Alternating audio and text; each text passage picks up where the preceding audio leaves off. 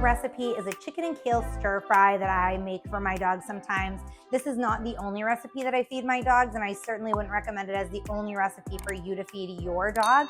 This is a recipe that should be included into a homemade dog food repertoire that includes a number of different recipes. It's important to consult a veterinarian or a canine nutritionist before switching your dog to a homemade diet. When done right, it can be the best diet for your dog, but when done wrong, it can go wrong very quickly. If you're not feeding a nutritionally balanced diet, your dog can become nutrient deficient or have an overdose of certain nutrients within just a matter of days. So it's really important that you're consulting an expert who's going to evaluate your dog. And there are so many variables that go into selecting the best recipes for your dog.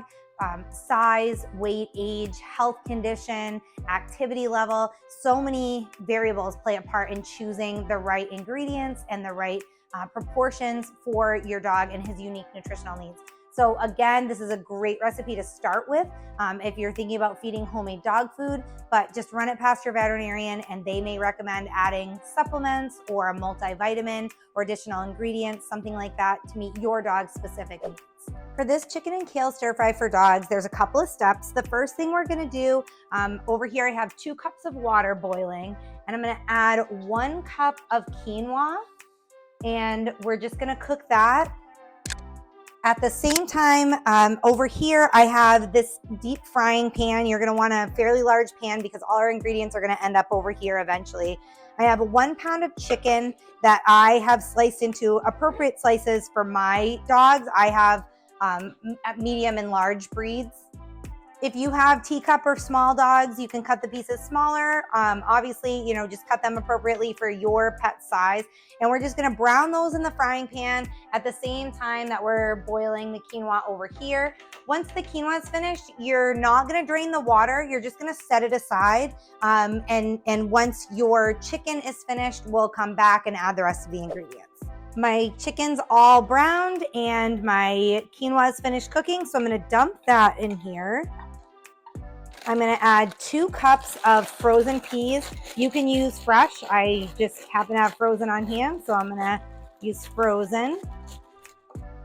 I have 3 cups of kale that I have diced.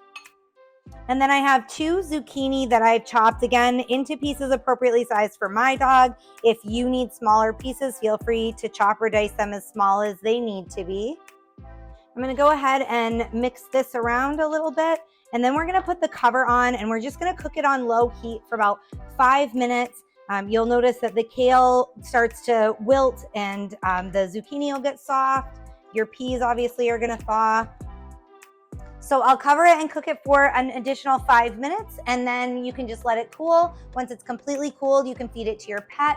I recommend feeding about 1/2 cup for every 20 to 25 pounds of body weight. That is for 2 servings per day. You can see the serving size guidelines if you click the link below the video.